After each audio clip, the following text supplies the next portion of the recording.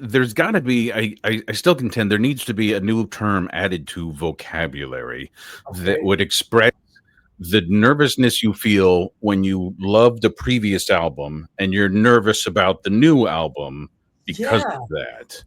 Yeah.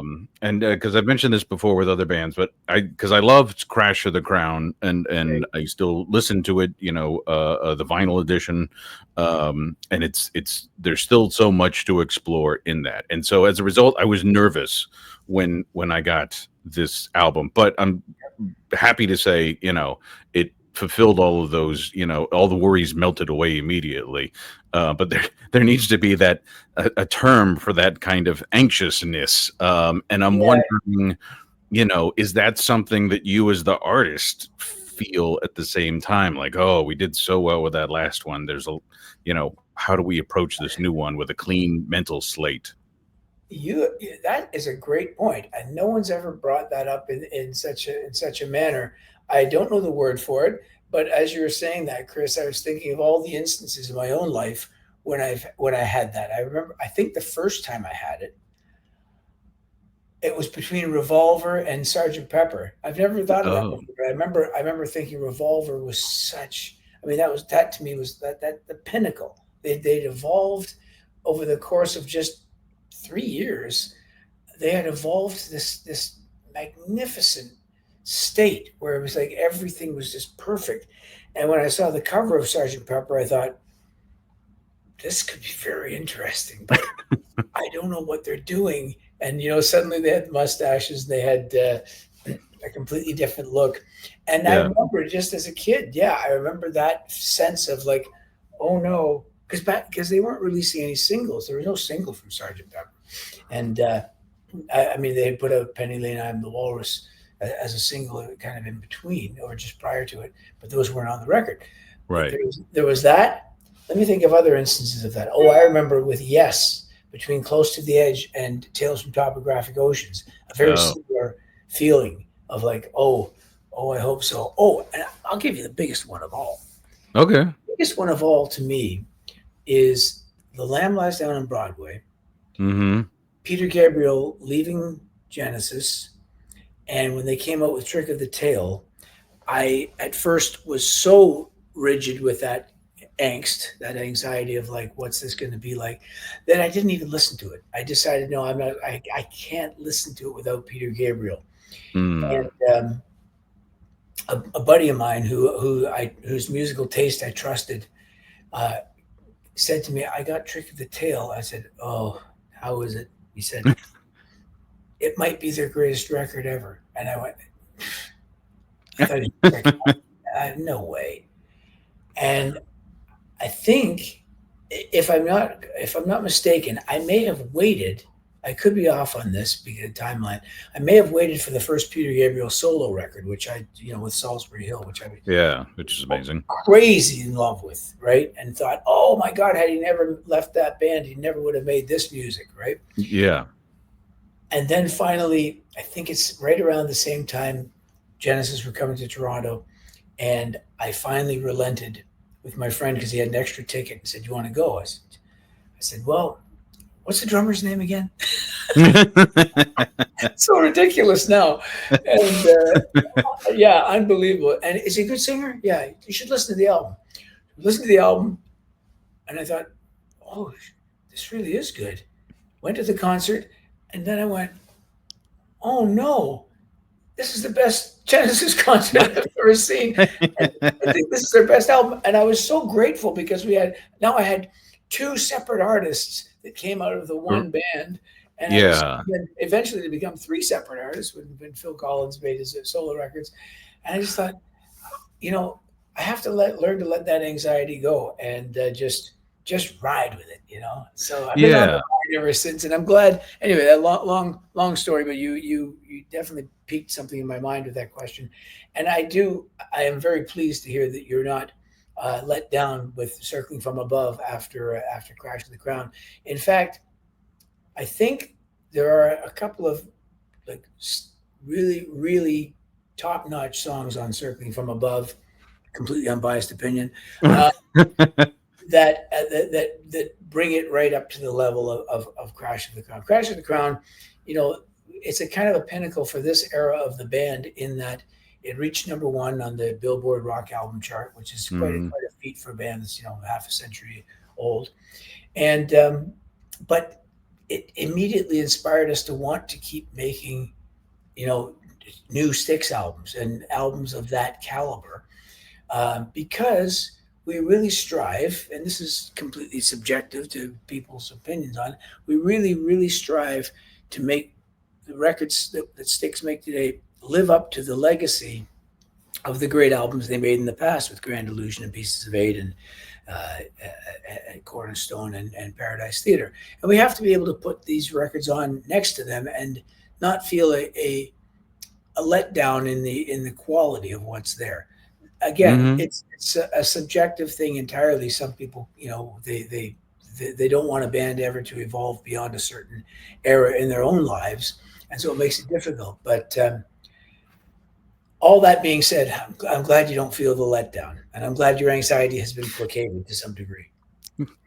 Yeah, no, definitely. And yet it's a little different, you know. Oh yeah, There are some things you guys do on this one that's a little bit of a jog to the left of what yeah, you've done before, which is kind of fun and, you know, yeah, makes for cool surprises. yeah. Um the the one that I really locked in on, sonically speaking, is Raise a Glass, Huh. um, which, I mean, I know it you know, read about the whole kind of Queen direction on that, but it also does have that Beatle-esque start to it with all of the background, you know, kind of cocktail party sound effects and things Right. of that That's right. nature. And Yeah. you know, and I encourage people to listen to that one actually in particular on headphones because you really kind of lose yourself in it, and it's wonderfully absorbing in that way. Thanks. Um, but it's it's got so much cool stuff going on, and I loved reading about the whole concept of putting that together, where it was just like, okay, the old days, we have 3 days in the studio, we're going to crank out a tune from scratch, Right. and you know, I'm wondering what, you know, the pressure of that seems intense, but I'm wondering what did you enjoy about that challenge and experience? First of all, it's funny, you know, the whole writing songs, writing music is it's this balance between uh, torture and elation. You know, you're you're terrified of coming up with nothing. I mean, we were on the West Coast, and so we decided we went up to the studio that Will Ivankovich knew, just outside San Francisco, and Hmm. kind of in the forest area, and great setting. And we had this studio for 3 days, and Tommy, Will, and myself, and great place, great equipment. They had Christy McVie's the live B3 organ that she had on tour. Oh. He had some vintage stuff that the fellow who owns the place had bought at auctions, etc. So we were enamored with that right off the bat. But the day one, you know, here's what happens: you start, ideas begin, you know, are kind of thrown at the wall, and we see which ones we kind of run after. Tommy had this quick little chord progression on the guitar. That's all it really was at first. We went after that, and by day two, we were beginning to flesh that out, and we thought, God, it's really sounding very Beatlesque, and we were digging it. And then this is what happens in the writing process. We suddenly went, it's just not hitting home. And you're suddenly thinking, oh my God, we've only got a day and a half left, and it's just we've put a lot of effort into this. Let's just leave it. And I think we had a break for lunch, or we took a break, came back to it, and suddenly went, you know, it's kind of, it's like when the Beatles, that all the Beatle influence began to fall into bands in the 70s. And obviously Queen is a very, to my mind, a very Beatlesque band in a lot of ways. They have Hmm. a lot of the same sensibilities, you know, about it. And we suddenly kind of transferred it toward that as just as a kind of a on the dartboard, so to speak, as to what to aim for. eventually you never get there. It sounds like us. It's but it's great to have these classic rock um, kind of icons to kind of guide you along that path to make a record that sounds authentic to that era, and yet still has something relevant in the spirit of today. And suddenly, when we started running toward that, all of our kind of angst, as you described before, between albums, kind of quickly washed away, and it got exciting. It just got exciting, and we started kind of riffing on, soaring type melodies, the way that Queen songs do that, and you could feel the party beginning to enter the room, quite frankly, quite literally. And so everybody raised a glass. Suddenly became, I think it was named. Yeah, it was named after the fact. Um, Okay. it really was about, to my mind, it was about the kind of ongoing celebration that we have with what I call the Styx faithful out there. I'm sure Will and Tommy have a different interpretation, but for me, it felt like a great celebration of kind of the embracing of the Styx faithful, the fans out there who've been with the band, some of whom have been with the band for over half a century, some of Yeah. whom have been with the band for half a week. So it's Yeah. a great embrace of that celebration. Right. And then, interestingly, on the flip side of that creative process, from what I read of Build and Destroy, Yeah, you had some melody that just wouldn't leave you alone.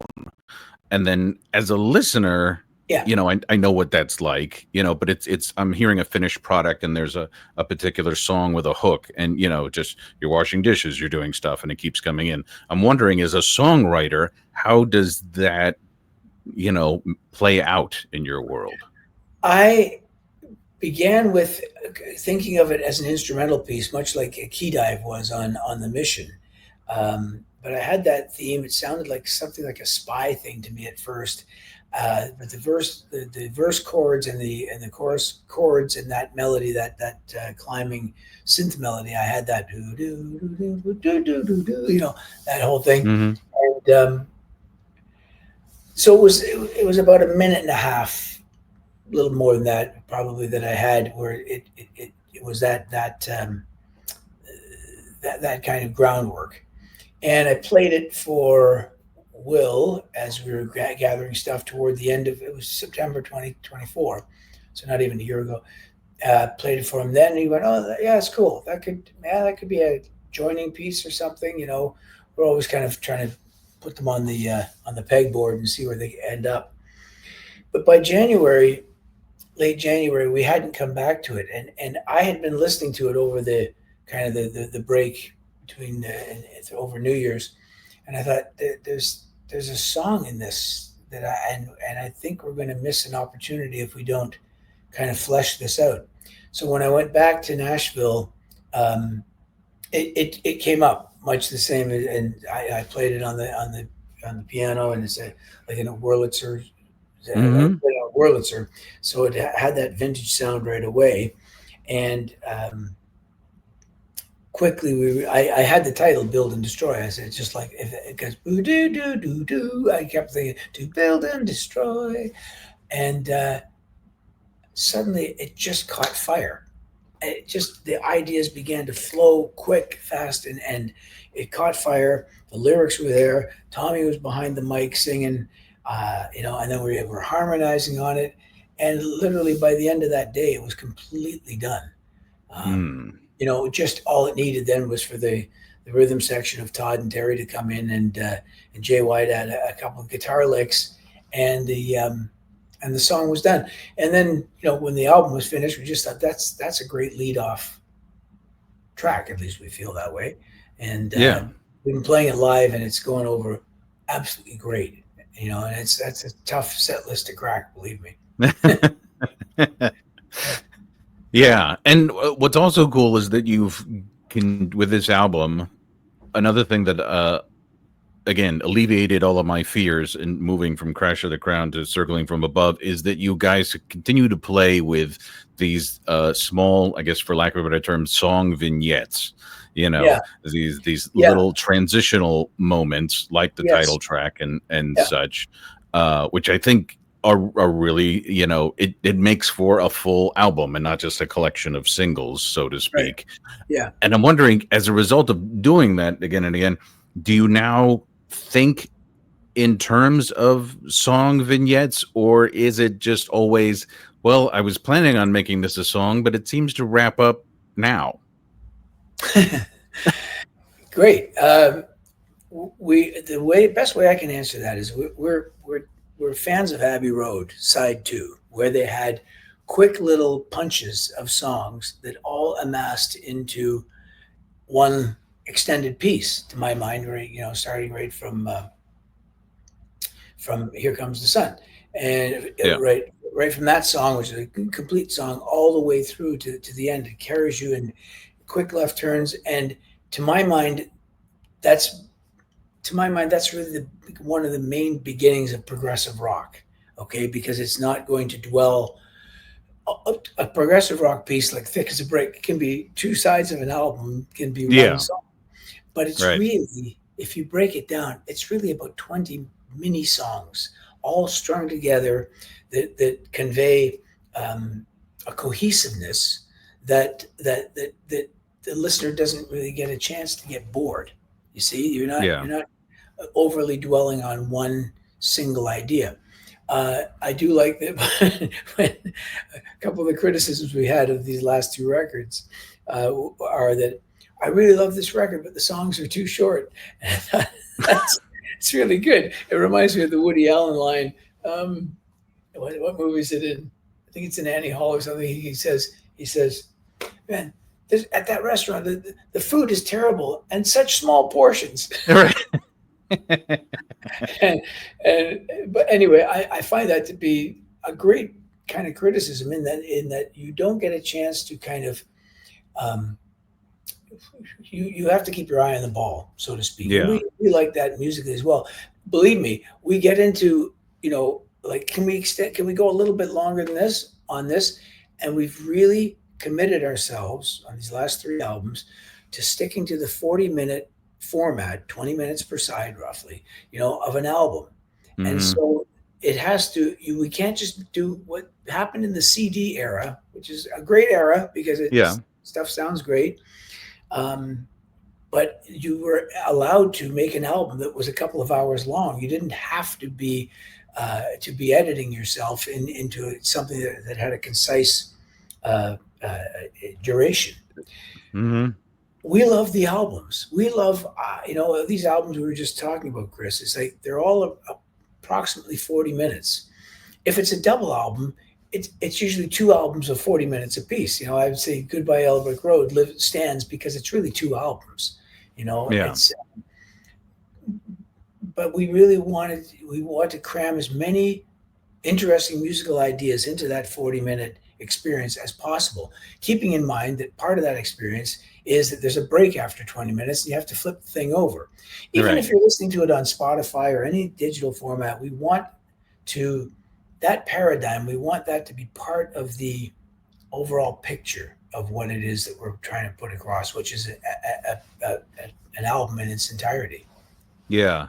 I mean, it Yeah. kind of reminds me, sticking with the idea of comedic associations, to one time Jerry Seinfeld was asked about, like transitioning his show from network television to cable or HBO or something like Okay. that. And then they said, Yeah.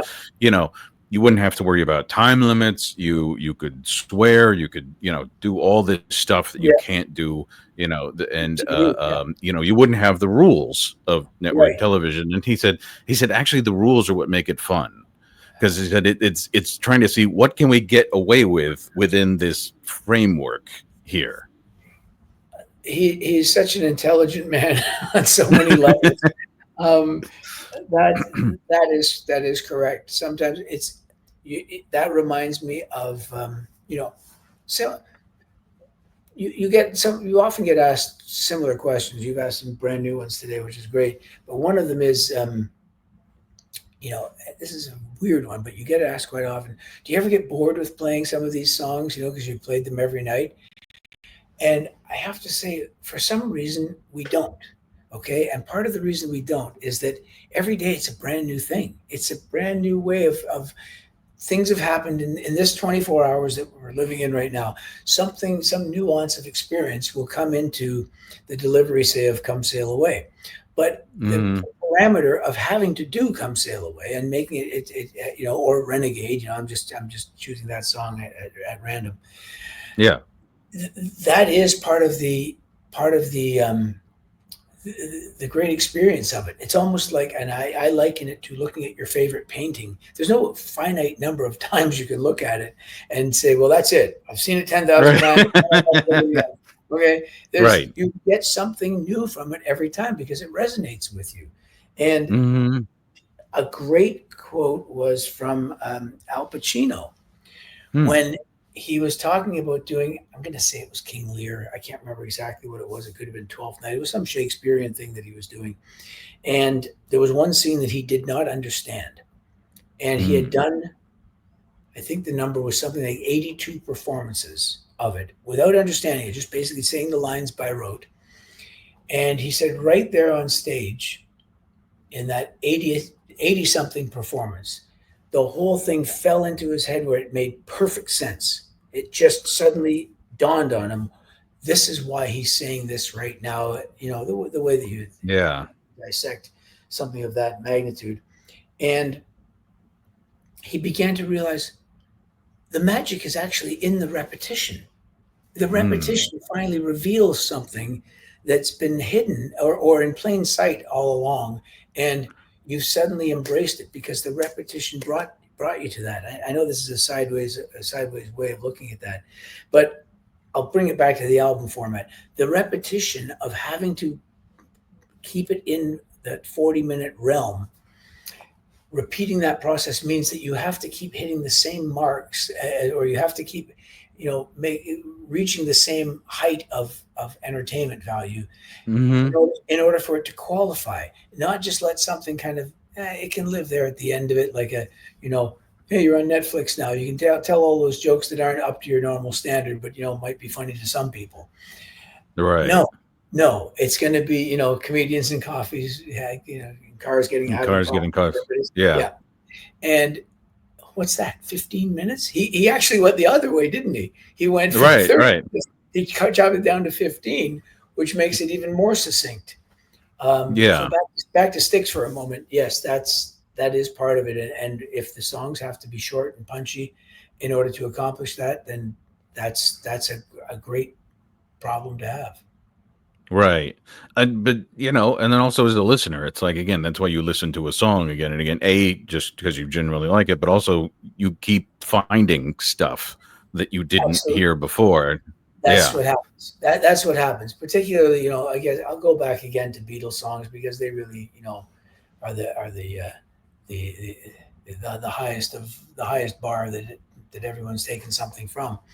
Yeah. Um, very short songs. Eleanor Rigby, what is it, 2.5 minutes or something? Yesterday, you know, uh, I think I couldn't believe the length when I first heard A Day in the Life. But again, Yeah. that's really two songs jammed together. It's a tiny little song, a little tiny little Paul McCartney song in the middle of Right. this John Lennon kind of opus, and oh my God, the magic that brings. There's no, and what's the number of times that you could listen to that, and it's infinite.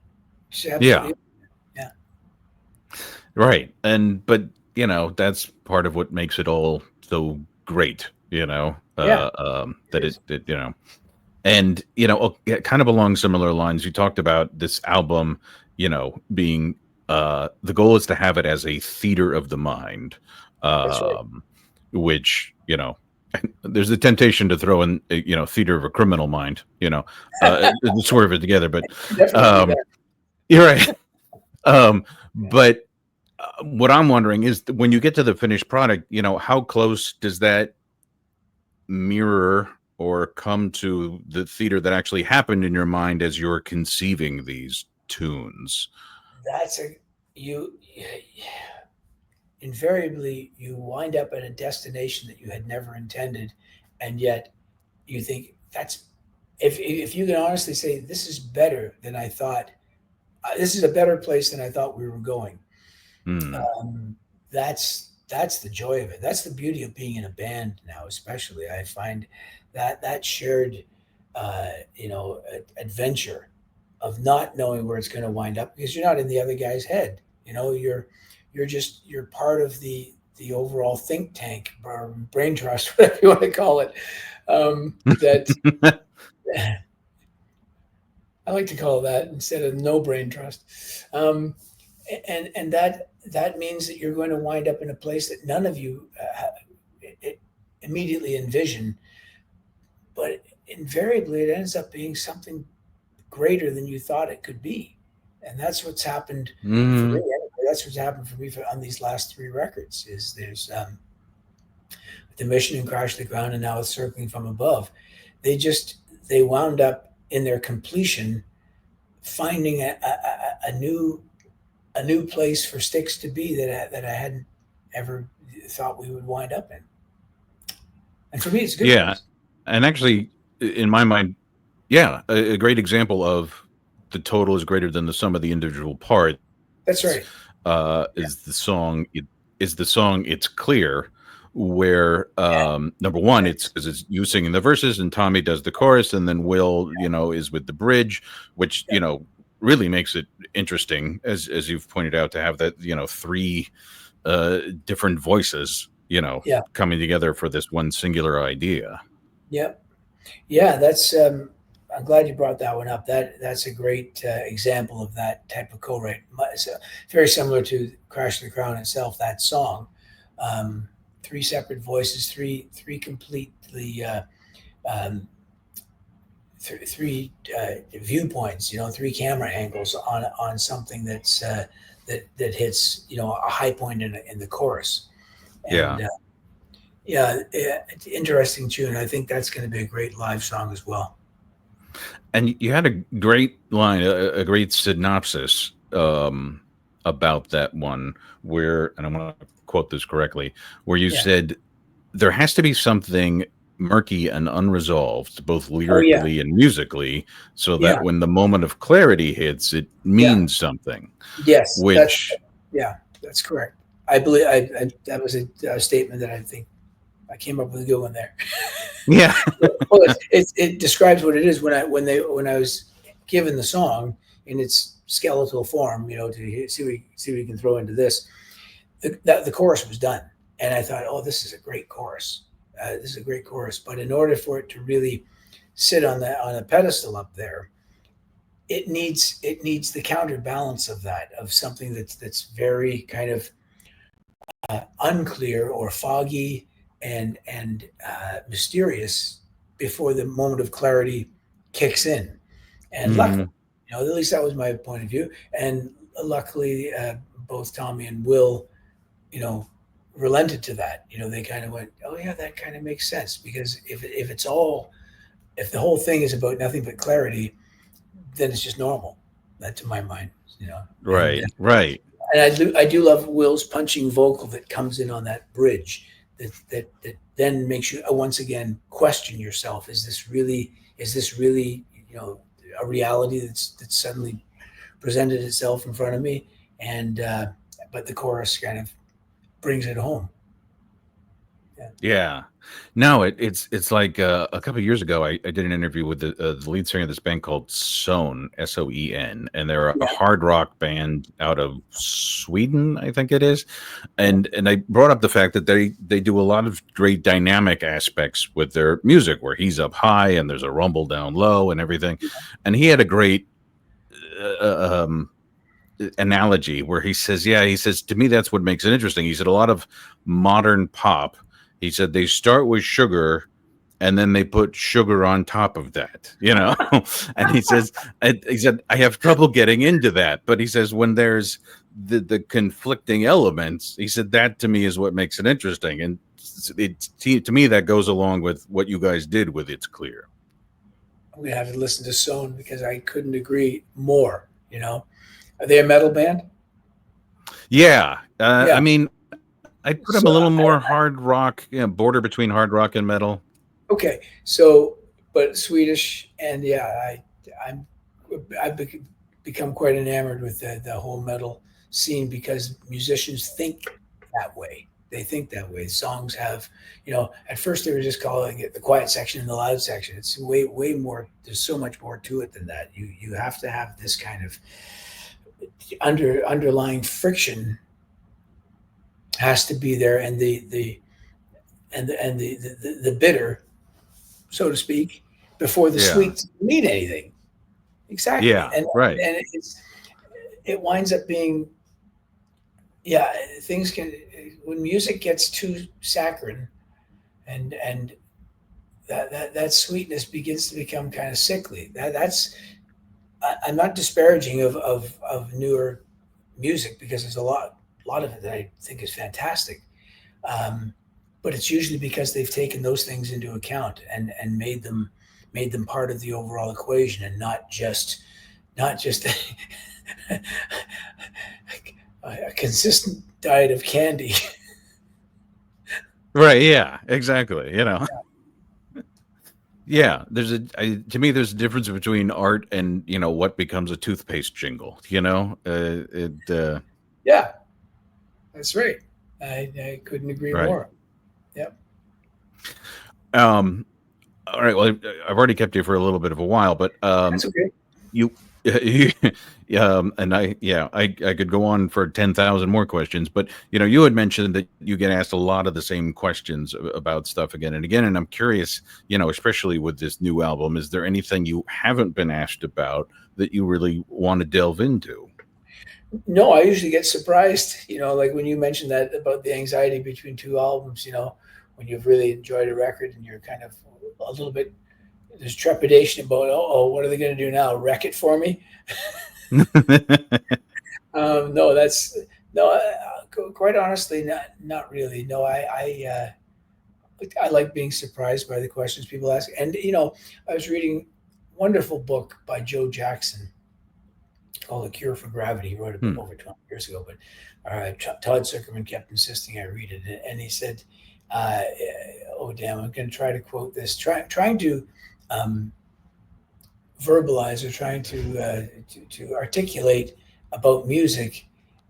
What did he say? Is like trying to describe the taste of architecture, something like that. It's Oh, well, yeah, like no, there it's was very, it's very the very original difficult. quote. Yeah, do you The know it? original quote, I don't remember who gets credit for it, but the original quote was, "Writing about music is like dancing about architecture." That's exactly the line. Thank you. That's exactly the line that he's got in the book. So whether he came up with that or it was just quoting someone else, I don't know. But yes, yes. So I'm always kind of, I like getting questioned about it, because it makes me begin to have to confront it in a completely different way, or at least try to articulate what it is. And I like analyzing songs, you know what I mean? But I don't really, the analysis I'm doing when we're writing or recording is all based upon, is this entertaining or not? It really comes down to that for me. Hmm. It's like, it can be about the darkest, most vile subject, but it might be entertaining. If it's not, if it's Right. just but darkness and vile, then it doesn't have any life to it. It's just it's tasteless. Um, or it can be super fun and happy. Um, Yeah. it, it, as long as it's got some entertainment. I still find it's a terrible way to end this interview, but I got to say it. Like, you know, I'm a Barbie girl in a Barbie world. It's fantastic. I'm made of plastic. That's actually pretty profound, and that's them trying to be so bubbly and sweet, but really, you know that the wink is in there of like, Right. right, like, this kind Right. of sucks, and I'm loving it, and Right. that to me is it's dripping with entertainment, and you can get a great piece of metal music. There's a band out of Norway, Dimo Borgir, who have some of the darkest songs. Mm. The Serpentine Offering. It's so entertaining. It's got Wagnerian type level of orchestration to it, and incredible darkness, and yet I'm like, I've got a grin on my face the whole time I'm listening to it, because it's Right. entertaining. But then when you have to, if I was to talk to those guys and ask them, well, explain that song to me and tell me why did you decide to go this way? They would have to confront it, I think, much as I am right now, trying to figure out, okay, why did we do that? That was because of this, and these dominoes began falling that way. But ultimately, where it landed was it put a smile on our face and we were entertained. It might entertain other people. Right. Let's put it out there. So uh, Yeah. it's like the cover for And Circling from Above. By the way, I'm just going to throw this in there. Tommy Shaw, the cover his for credit, the cover the album. of Yeah. the album cover, yeah, the album cover for Circling from Above. He's so enamored with and entertained by the number of birds that come to his backyard, and he happened to mention about the starlings and how they form into these great formations. Well, when he presented that to the artist who ultimately did the cover at Universal, yeah, I just thought the whimsy of that ended up being really clever. Where they all form into one Right. giant bird. I see it, I like it. That's entertaining, that's captivating, and but to dissect all the little steps it took to get to that is it's not something you do unless people question you about it. Right. Right. Now, and I would say that kind of touches on a big point about the continuing success, in my opinion, of the band is Yeah, there is a lot of thought and intellectual uh um spelunking for weird terms, that goes on with these albums as you delve into these very deep thoughts. But yeah, the feel is always there. um the feeling. I live near Raleigh, North Carolina, and a couple of years ago, Todd came through and he did a clinic, yeah. a drum clinic, and he was talking about this recording he did, not for Styx but for someone else. And he played what he first did for them, and they're like, okay. And then he said he did it again, and he looked in the control room, he could see everyone's like heads, like grooving Oh, to it. And they're like, oh, what did you change? And he's like, I just played it 10% lighter, you know. And it's, again, it's I think with a lot of this, it's there's heavy material, but it's still got the feel. the great thing with thanks, first of all, Todd's clinics. I've gone to three of them now. I'm as entertained as anyone. I just played with the guy thousands of shows, and yet he has a great way of approaching. Well, it's just astounding musician, flat out, is what he is. Um, but yeah, lost my train a little bit there. That's a great thing that how you put it across and finding some little nuance that's going to shift the perception of other people is that's very much a part of a musician's uh, uh, calling, job, flat out. Um, Sticks Yeah. over the 50-year history. And now I know what I was going to say. There is a cerebral side to the band, that they can take pretty heavy subject matter and make it entertaining, and they were doing that long before I walked on stage with the band. So that's the tradition of the band, and that's what we have to do our best to uphold. That is far more important than trying to ever.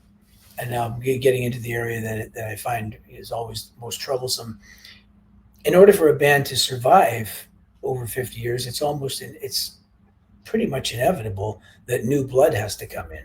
Okay, and that's something I used to get asked about a lot, and I less and less so now, because I think that the spirit of the band has somehow um, overcome that. At least we see it on the faces of the thousands of people that come and see us every night, and that's it's a high bar, flat out. It's a high bar, but something Yeah. that and we hope the Circling from Above. We hope that album meets those expectations in people as luckily it did in us.